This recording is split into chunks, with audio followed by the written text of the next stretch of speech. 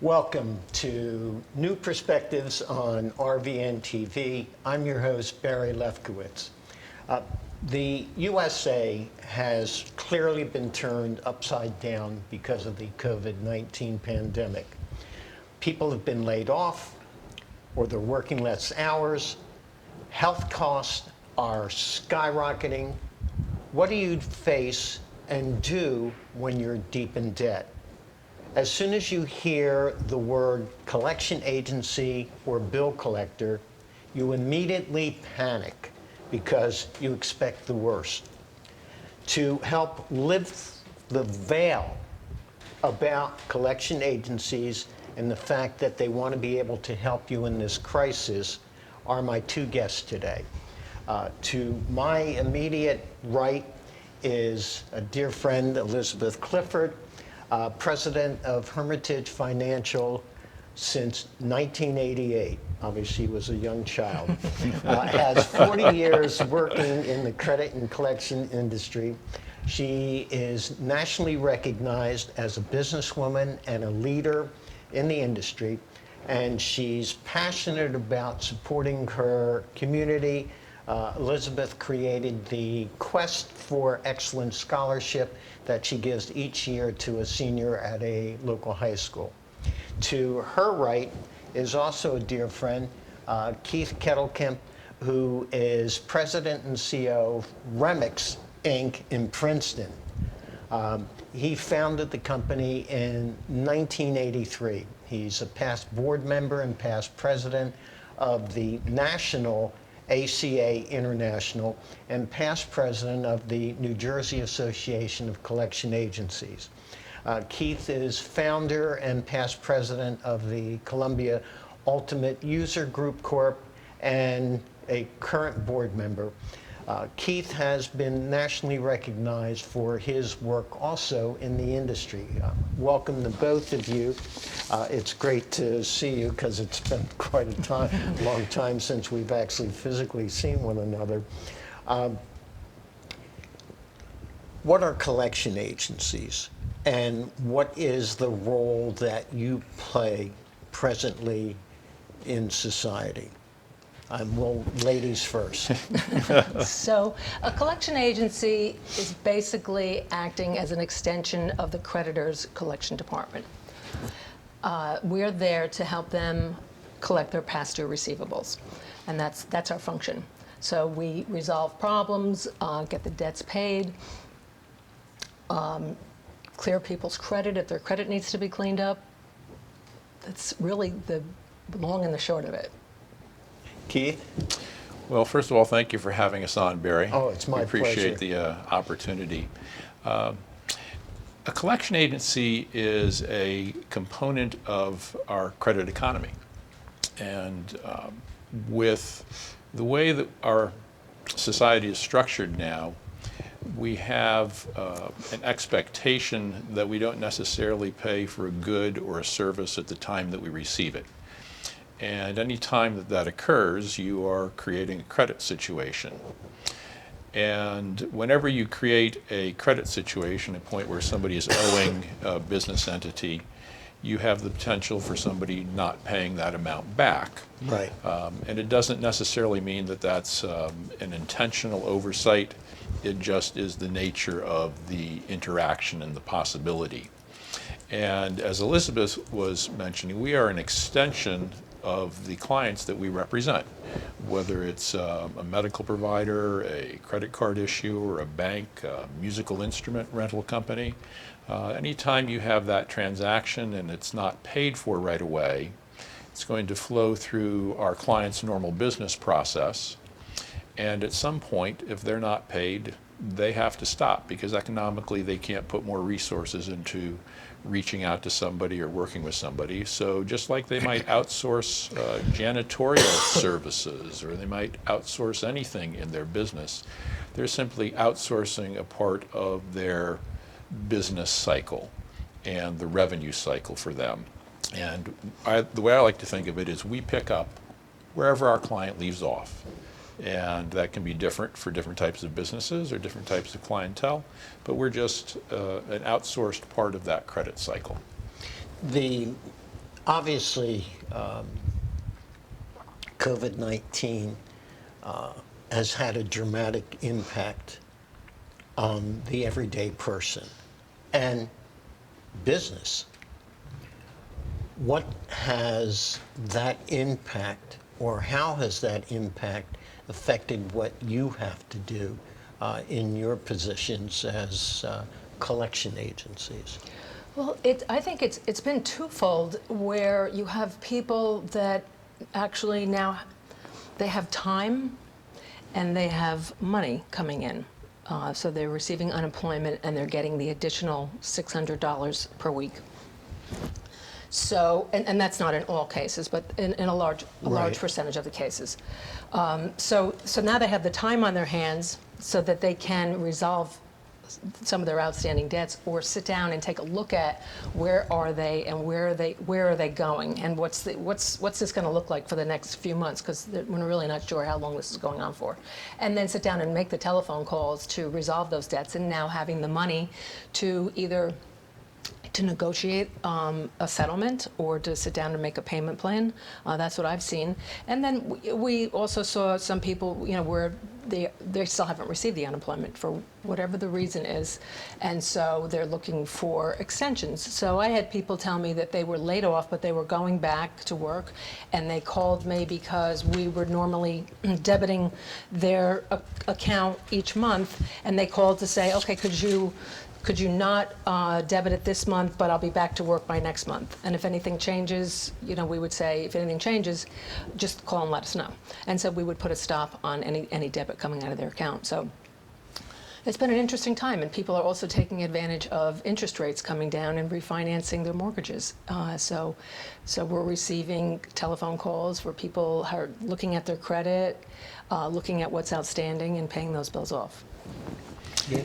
It's a very good question, Barry, and I think it runs the gamut from what we're doing as a collection agency, what the consumer is doing, as Elizabeth is touching on, and then what our clients are doing. And we've all been affected by COVID, but we're not necessarily affected in the same way. Everybody has their own individual circumstance. We happen to do a servicing of a lot of medical providers, physician groups, hospitals, as well as non-medical collection. But one of the things that's occurred is those businesses have had a tremendous downturn in their clientele being able to avail themselves to the services. All elective procedures, for the most part, have stopped in Correct. healthcare. So there's been a diminution or a shrinking of staff. A lot of those people have been furloughed at our clients, and they're trying to continue running their business, servicing their clientele, not regarding things that are occurring at the moment, but things that have occurred in the past, bills that have been incurred 3 months ago, 6 months ago, and so on. So they've had this staff reduction. What we've been focused on is not having a staff reduction that's going to affect our clients. We've been functioning not as normal, but rather in an enhanced mode. We've needed to provide even more services than we normally do, and it's because our clients have been in need of more because they have less that they're working with, less personnel, so we're filling in that gap. Then we've been able to use the technology that we've had in place for many years to allow people to work remotely where it's been needed, to still maintain staff in the office where it's been permissible and it's been essential for the functioning of the office. And there's been a tremendous increase in interaction that we've had with the consumer, and Elizabeth was touching on that. People have time. So they're using that time to deal with their circumstances, which includes taking care of bills. A lot of the bills that we deal with are very complex for consumers. When you're dealing with medical care that was of an emergent nature, and you're not expecting it, there's a lot of insurance involvement, and it just takes time to interact with the paperwork, with your insurance company to get things figured out. People have been using that time. We've had a tremendous amount of people who are responding to an entry they have on a credit report that might have been there for years, but they again have the time to deal with it. And they're also seeing that, as Elizabeth has been mentioning, they're not necessarily in a lesser economic circumstance.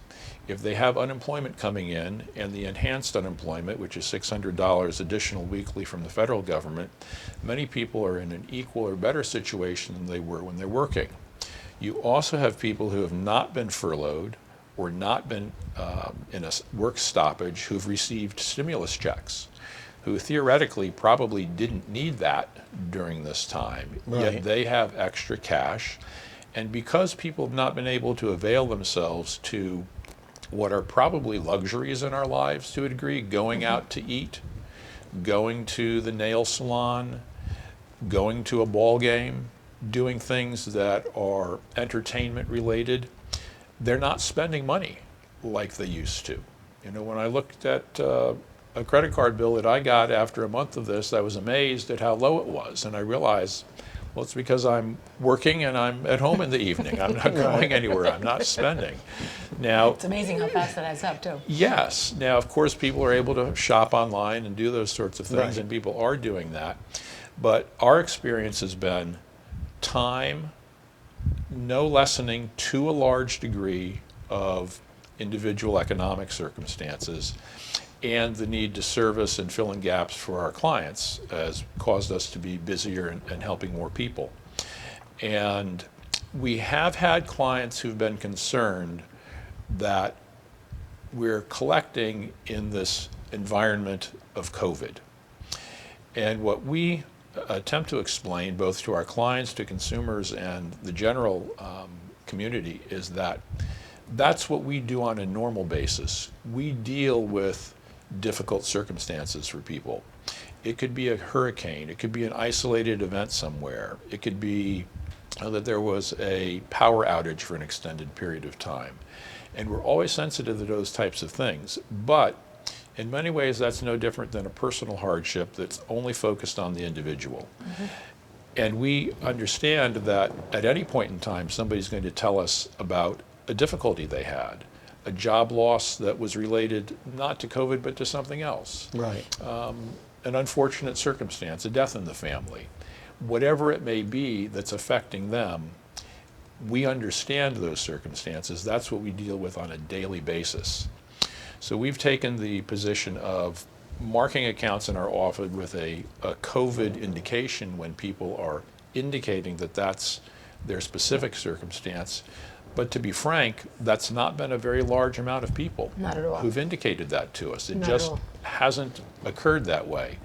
People who are reaching out to us are usually strangely asking how we're doing when they're talking to our representatives on the phone, giving us an admonition to be safe and take care of ourselves, and concerned about our work circumstance. Are you working from home? Are you working from the office? It's been a very unusual situation and frankly uplifting in a number of ways. Liz, I know when we were speaking earlier, you were telling us about a conversation that you had at night with a lady. What would you like to share that with the audience? I'm actually, you're going to have to jog my memory of what.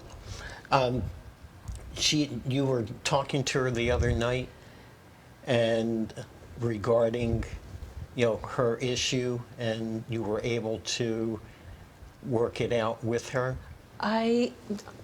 It's funny because I've had a couple of instances. So the one that I'm coming off with the top of my head is somebody who I think she had moved. And so she hadn't received a statement from the bank, and we also had sent a letter to the address that the bank provided to us. But she was not aware of what had caused. I think she had an overdraft, but I don't know if I would have shared something like that with you, except for the fact that she was very nice. She thanked me for getting, helping her get to the bottom of it. And one of the things that I do like to share with people is that with a collection agency, we're dealing directly with the person at the medical office or the bank or whoever we're representing who has the understanding of the account and has the authority to say, okay, yes, you can waive that, or yes, we can settle that. And we can also get to, okay, I need a copy of those statements to figure out what it is here that caused this overdraft. But it's a direct route. So we're dealing directly with people as opposed to it's your debt and now you have to figure out who to talk to to get the problem resolved. So I like to think of us, again, as an extension of their credit office. And to be able, really, you're there to resolve a problem, whether it's just an unpaid bill or whether there's something that somebody hasn't had the time to get to the bottom of. And I think that an overdraft is one of those types of loans, and as opposed to an automobile. And medical debt can be very confusing at times, and it has let's doesn't have stop to do there with, for a second Good. because we have to do that thing known as commercial break. Otherwise, we're not going to be able to be here. So stick with us, and we're going to pick up on how the collection agencies can actually be helpful to you, and also why we have this stack of books here on the desk. So we'll be right back. So stick with us.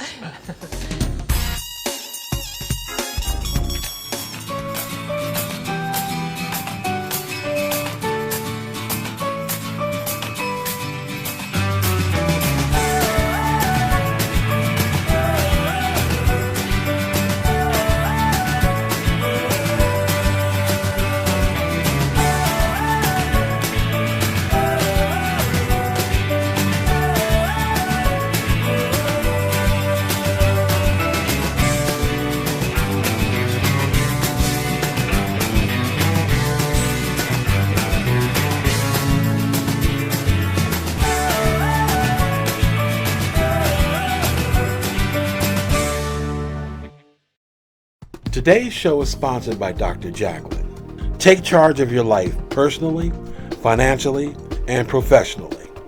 Visit drjacqueline.com to book an appointment today.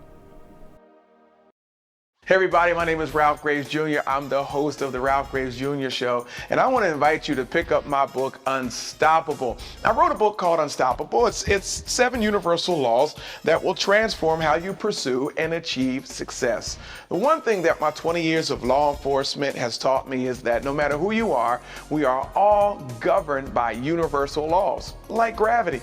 But in this book, we're going to talk about laws like the law of forgiveness, laws like the law of control, the law of intelligent practice, the law of expectancy.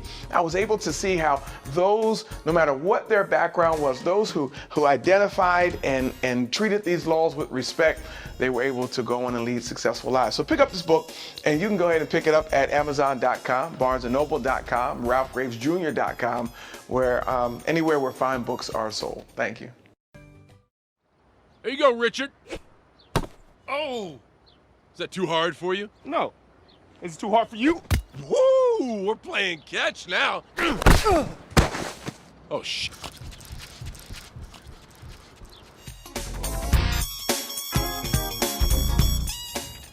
Welcome back to New Perspectives on RVN TV. I'm your host, Barry Lefkowitz. Our guests today, Elizabeth Clifford and Keith Kettlecamp, are 2 members of an industry we call the collection and credit agencies. And they're sharing with you and helping provide some insights. Why do people generally have an immediate negative reaction? Because I know one of the things that we had to do together several years ago was to educate the legislature itself about collection agencies, because they had this perspective and perception of who you are? I would say a lot of that comes from a negative press because you do have some bad apples. Right. And I know when we're all together and we're laughing and joking around, we say those aren't collection agencies, they're criminals. But, so you do have some bad apples, and so that gets blown up in the press. And Okay. even the stories that I've read, I can see it from the other side, and I could probably interject and say, well, wait a minute, like, that's the fork in the road. You know, that's where you now are spinning off to, it's not true anymore. You know, you've been told a number of times that you had that bill. This did not come out of nowhere. We don't pull your name out of a hat. So I do think a lot of it is the press, because it really is, and this is, I'll go right into this. Yes, everybody, you can see this pile of 2, 4, 6, 7 books. Yes. So, and this is, you know, it's a prop and it's a little bit of a, kind of a, you know, a joke on it, but because I say, really, this is a very simple business. You went to the dentist, you had your checkup, you know you were there, unless you Right. were taking Ambien and you did it in the middle of the night. And so yeah, you owe a bill. So now it's a matter of us calling you. So now you have large agencies that are saying, okay, how many times can we call them? Well, really, we don't have to call you more than once if you just pick up the phone and talk to us.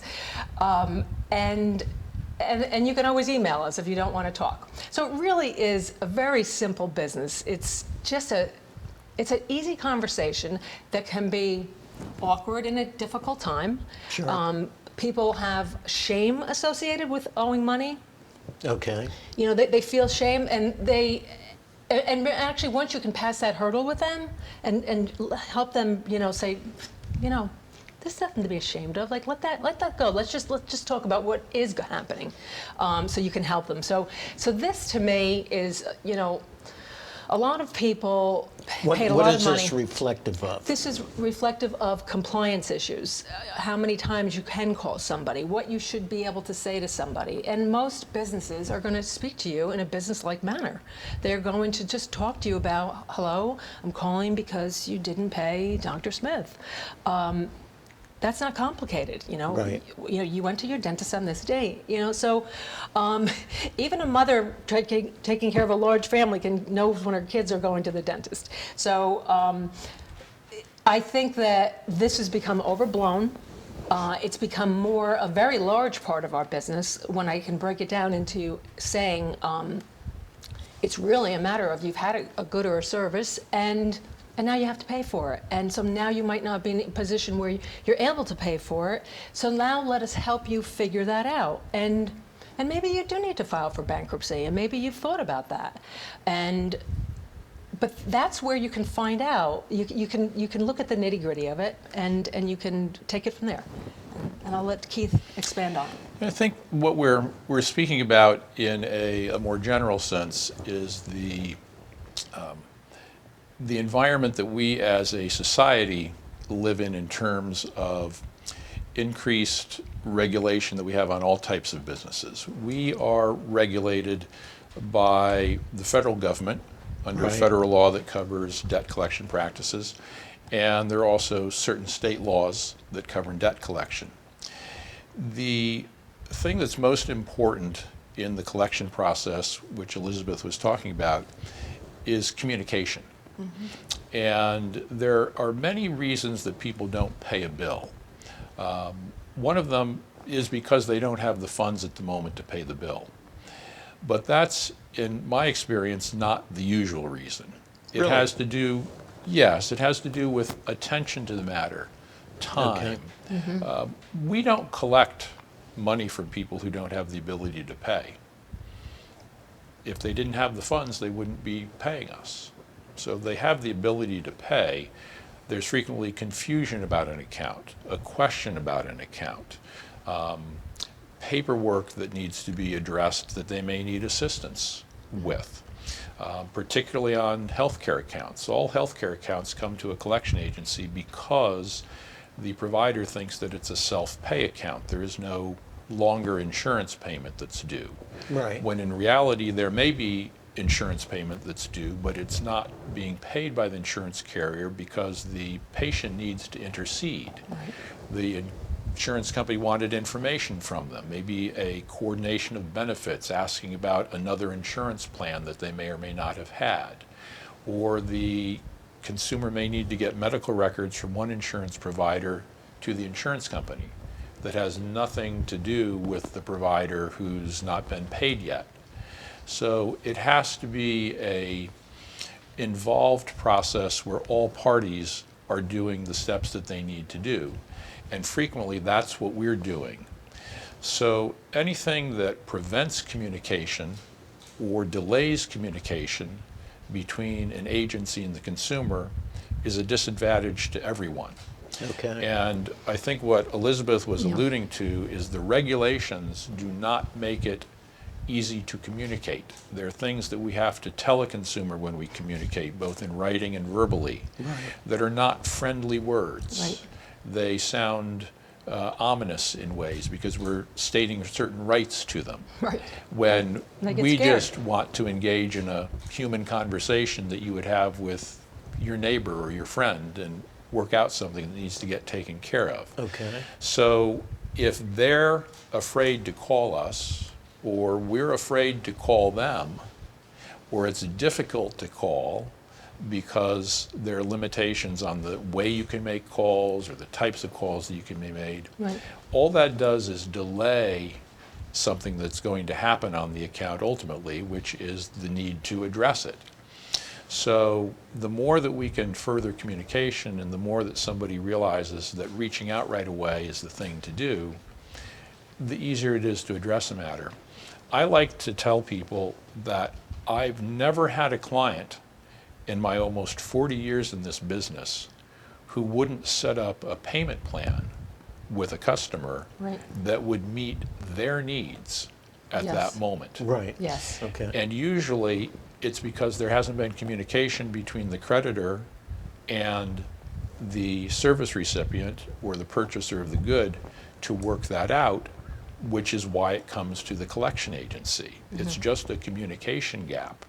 And frequently that's the step that we're doing with the person that we're speaking to. We're finally having the conversation, getting an understanding of their circumstance, and working something out that's tailored to meet their needs at that particular point in time. If communication is the key, It's critical. Yeah, it is. and that is the element that helps satisfy and deal with this, then why hasn't the government recognized this, and what are your trade associations doing to help remedy this situation? That's an excellent question, Barry. And it has Take it away, Keith. it has to do both, I think, with circumstance and willingness. There's a federal law that governs debt collection. It's called Right. the Fair I'm Debt familiar Collection with that. Practices Act. It came into being during the Carter administration in 1978. And that's a general guideline for the collection industry.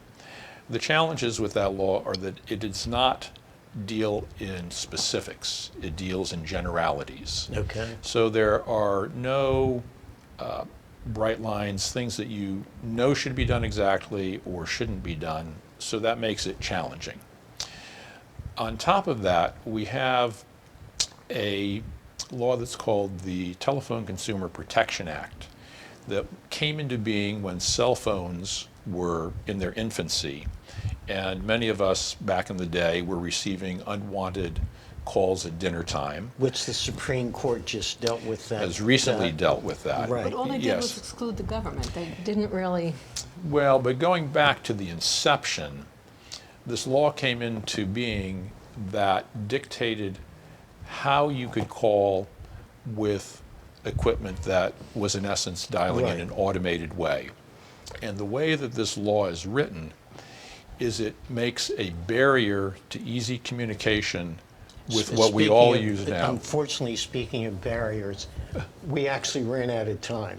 That is a barrier to being able to finish this conversation. I want to thank both Elizabeth and Keith for sharing with us insights to help actually soothe the general public's panic feeling, and to understand that you're there to be able to help. And I thank you, as always, for allowing me into your home each and every week. Please stay safe, stay well, and we will see you next week. Take care.